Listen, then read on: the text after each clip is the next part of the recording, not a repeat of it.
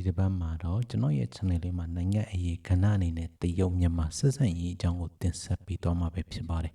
ဒီဗီဒီယိုလေးမှာဆိုရင်တော့တရုတ်မြန်မာဆက်ဆံရေးဘယ်ကစခဲ့တယ်လဲတရုတ်မြန်မာစီးပွားရေးပူးပေါင်းဆောင်ရွက်မှုနဲ့အနာဂတ်စီမံကိန်းများအပြင်တရုတ်နိုင်ငံအစိုးရအနေနဲ့ဘာကြောင့်မြန်မာနိုင်ငံကအရေးပါနေရတယ်လဲစတာတွေကိုဒီဗီဒီယိုလေးမှာဆွေးနွေးသွားမှာပဲဖြစ်ပါတယ်မိတ်ဆွေတို့ရဲ့အမြင်တွေကိုလည်းဒီဗီဒီယိုလေးအောက်မှာ comment ပေးပြီးမျှဝေနိုင်ပါတယ်တရုတ်မြန်မာနိုင်ငံဆက်ဆံရေးက1950ပြည့်နှစ်ဇွန်လ10ရက်နေ့မှာစတင်ခဲ့ပြီးတော့ယခုချိန်မှာဆိုရင်85နှစ်ပြည့်မြောက်ခဲ့ပြီဖြစ်ပါတယ်နိုင်ငံနယ်နိမိတ်အားဖြင့်လည်းမိုင်ပေါင်း1300ကျော်ထိစပ်နေပါတယ်အဲ့ဒီမျိုးနယ်နိမိတ်တွေရှေ့လျောစွာထိစပ်နေခြင်းကစီးပွားရေးလူမှုရေးနဲ့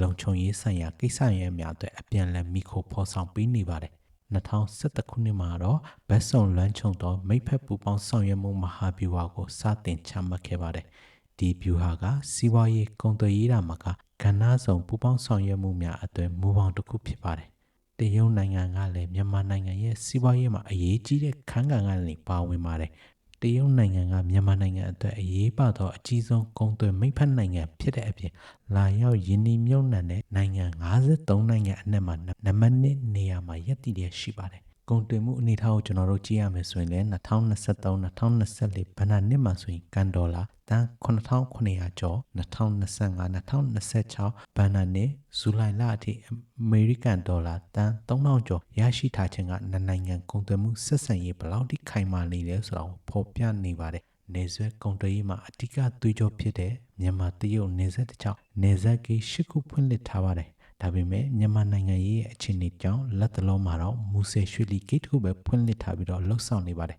။အဲ့ဒါအပြင်လူမှုယဉ်ကျေးမှုချိတ်ဆက်တဲ့အနေနဲ့ချန်တူးမြို့နယ်ရန်ကုန်မြို့အကြားချစ်ကြည်ရေးညီမမြို့တော်တည်ထောင်ရေးနားလည်မှုစာချုံလာလက်မှတ်ကိုရေးထိုးရန်စီစဉ်နေပါသေးတယ်။အရေးကြီးဆုံးကတော့ကဘာကပါစောင့်ကြည့်နေတဲ့ကျွန်တော်တို့တည်ထားတဲ့တရုတ်ရဲ့ရဲဝင်တဲ့ပိုလန်မလို့ခေါ်တဲ့ BRI စီမံကိန်းထဲမှာလည်းမြန်မာကိုထည့်သွင်းရေးဆွဲထားတာပဲဖြစ်ပါတယ်ကျွန်တော်တို့စဉ်းစားကြည့်လိုက်အောင်ဘာကြောင့်တရုတ်ရဲ့ကဘာပတ်လမ်းကြောင်းမှာမြန်မာကိုထည့်သွင်းရေးဆွဲထားတာလဲ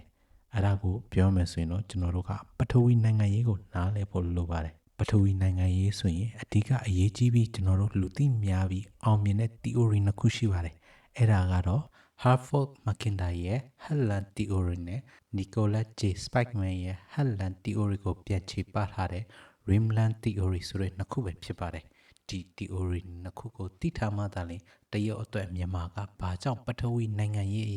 အရေးကြီးရတာလဲဆိုတာကိုသဘောပေါက်မှာဖြစ်ပါတယ်။ကျွန်တော် channel လေးကိုနားထောင်နေကြတဲ့အထက်မှာပထဝီနိုင်ငံရေးကိုစိတ်ဝင်စားတဲ့သူတွေရှိမယ်။ဒါပေမဲ့ Headland Theory ကိုမသိသေးဘူး။ Rimland Theory ကိုလည်းအစိမ့်တက်တက်ဖြစ်နေမှာဆိုရင်ကျွန်တော်ကနောက်ဗီဒီယိုတစ်ခုမှာပထဝီနိုင်ငံရေးဆိုတဲ့ခေါင်းစဉ်အောက်မှာအသေးစိတ်ထပ်မံပြောထားဖို့ရှိပါတယ်ပထဝီနိုင်ငံရေးကိုစိတ်ဝင်စားတဲ့သူအနေနဲ့ like and subscribe လုပ်ထားပြီးဒီ theory နှစ်ခုကိုလာမယ့်အပတ်တွေမှာတင်ဆက်သွားမှာပဲဖြစ်ပါတယ် Hartford Mackinder ရဲ့ Headland Theory နဲ့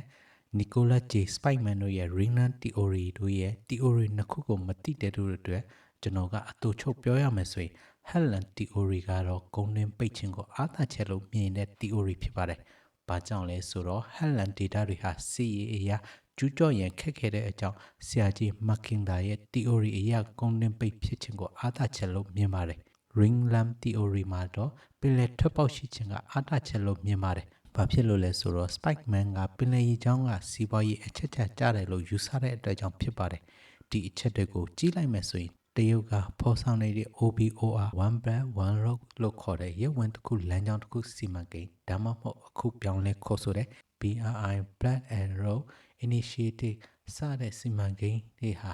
ဒီ theory နှစ်ခုစလုံးကိုဖော်ဆောင်နေသလားဆိုပြီးတော့ပထဝီနိုင်ငံရေးစိတ်ဝင်စားသူတွေကမေးခွန်းထုတ်စရာဖြစ်နေတာကိုမြင်တွေ့ရမှာဖြစ်ပါတယ်တရုတ်ကမြန်မာနိုင်ငံအပေါ်ဘာကြောင့်မလို့သူ့ရဲ့ကမ္ဘာလမ်းချုံမဲ့စီမံကိန်းအပေါ်မှာထိထားရတယ်လဲဆိုရင်မြန်မာက geopolitics theory နှစ်ခုထဲမှာဆိုရင် Rimland data မှာပါဝင်လိမ့်လို့ပဲဖြစ်ပါတယ် Rimland theory အရဆိုရင် Rimland data ကိုအုပ်စိုးနိုင်သူက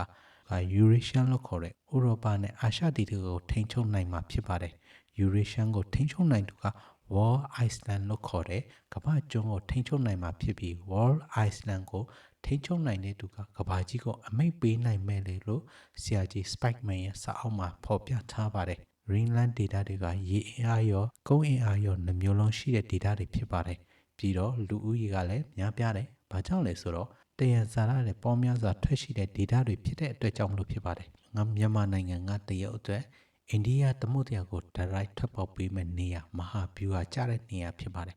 ဘာကြောင့်လဲဆိုတော့ Ringland theory အရဆိုရင်ပင်လယ်ရေကြောင်းထပ်ပေါက်ရှိခြင်းရဲ့အားသာချက်ဖြစ်ပါတယ်နောက်ပြီးတော့တရုတ်နိုင်ငံအတွက်မဟာဗျူဟာအရာအားနည်းတဲ့မလကရေလက်ကြားအပေါ်မိခုံမှုကိုရှော့ချရန်မရှိမဖြစ်လိုအပ်ချက်ဖြစ်ပါတယ်မြန်မာနိုင်ငံကိုပေါင်ကူတရာ Land Bridge အနေနဲ့အသုံးပြုပြီးတော့တရုတ်နိုင်ငံကနေတောင်အာရှအရှေ့တောင်အာရှတို့နဲ့စီးပွားရေးကုန်သွယ်ရေးလမ်းကြောင်းများကိုချိတ်ဆက်ရန်အတွက်အရေးပါတဲ့ကုန်မြင့်ဒေတာတစ်ခုလည်းဖြစ်ပါတယ်အာရှအဝေးပြေးလမ်းနဲ့အာရှဖြစ်ကျော်ရထားလမ်းကုန်ရဲတို့ရဲ့အစိတ်ပိုင်းဖြစ်ပြီးတော့တရုတ်ရဲ့ BRI စီမံကိန်းမှာမြန်မာနိုင်ငံကအရေးပါတဲ့ link တစ်ခုဖြစ်လာပါတယ်တရုတ်နိုင်ငံရဲ့ရဲဝံနဲ့ပိုးလမ်းမစီမံကိန်း BRI ရဲ့အရေးကြီးဆုံးစကြံတွေထဲမှာတစ်ခုဆိုရင်တရုတ်မြန်မာစီးပွားရေးစကြံ CMEC ဖြစ်ပါတယ်နောက်ပြီးတော့မြန်မာနိုင်ငံကနေတရုတ်ရဲ့စီးပွားရေးစကြံဖြစ်တဲ့ဘင်္ဂလားဒေ့ရှ်တရုတ်အိန္ဒိယမြန်မာ BCIM စီးပွားရေးစကြံနဲ့တရုတ်အင်ဒိုချိုင်းနာကျွန်းဆွယ်စီးပွားရေးစကြံတို့မှာလည်းပါဝင်နေပါတယ်အဲ့ဒီစီးပွားရေးစင်ကြံတွေထဲမှာ CMEC စီးပွားရေးစင်ကြံလမ်းကြောင်းကဝိုင်းပုံသဏ္ဍာန်ရှိပြီးတော့တရုတ်နိုင်ငံကူမင်းကနေမြန်မာနိုင်ငံရဲ့မြို့တွေဖြစ်တဲ့မူဆယ်မန္တလေးရန်ကုန်နဲ့ကျောက်ဖြူတွေကိုချိတ်ဆက်ထားပါတယ် CMEC ရဲ့အဓိကဦးတည်ချက်ကတော့တရုတ်ရဲ့ဖွံ့ဖြိုးမှုနောက်ကျနေတဲ့အနောက်ပိုင်းဒေသတွေကိုစီးပွားရေးဖွံ့ဖြိုးမှုကိုမြင့်တင်နိုင်ရန်နဲ့စွမ်းအင်လုံခြုံမှုကိုတိုးမြင့်နိုင်ရန်ဖြစ်ပါတယ်အရှေ့အလယ်ပိုင်းနဲ့အာဖရိကကလာတဲ့ရေနံစိမ်းနဲ့တဘာဝဓာတ်ငွေတွေကိုတော့ကျောက်ဖြူမှတဆင့်ပိုက်လိုင်းများနဲ့တရုတ်ကိုတင်ပို့နေခြင်းကစွမ်းအင်လုံခြုံရေးဗျူဟာပဲဖြစ်ပါတယ် CMEC ရဲ့အောက်မှာ Early Harvest Project စောလင့်စွာဆောင်ရွက်ရမယ့်စီမံကိန်း6ခုကိုအကောင့်ထဲပေါ်နေပြီးတော့အဓိကစီမံကိန်းတွေကတော့ကျောက်ဖြူရေနဲ့စိတ်ကနေအထူးစီးပွားရေးဆောင်စီမံကိန်းမူဆယ်မန္တလေးကျောက်ဖြူရထားလမ်းစီမံကိန်းဒီစီမံကိန်းမှာဆိုရင်တရုတ်ရဲ့ဘေကျင်းကုမင်းရွှေလီအမြတ်ရထားလမ်းပိုင်းနဲ့ချိတ်ဆက်နိုင်လိုက်မယ်ဆိုရင်ရုရှားထိကုန်သွယ်မှုပြုနိုင်မဲ့အလားအလာကိုမြင်တွေ့ရမှာဖြစ်ပါတယ်နေဆက်ဖြစ်ကျော်မဟာဓာတ်အားလိုင်းစီမံကိန်းစတဲ့တရုတ်မြန်မာပူးပေါင်းဆောင်ရွက်မှုတွေကိုမြင်တွေ့ရမှာပဲဖြစ်ပါတယ်တရုတ်နိုင်ငံဟာ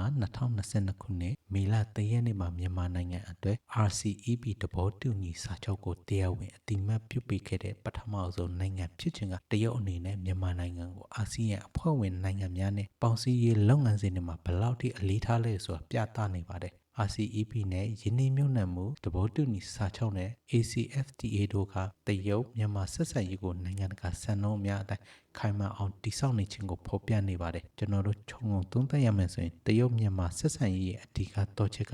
စီးပွားရေးတက်မဟုတ်ပဲပထဝီနိုင်ငံရေးအရာမြန်မာနိုင်ငံရဲ့ Greenland အနေထားနောက်ပြီးတော့အိန္ဒိယသမုဒ္ဒရာကိုထပ်ပေါက်ပေးနိုင်တဲ့ရေလမ်းကြောင်းနဲ့တရုတ်ရဲ့စွမ်းအင်လုံခြုံရေးမဟာဗျူဟာတို့မှာတည်ရှိနေတာပဲဖြစ်ပါတယ်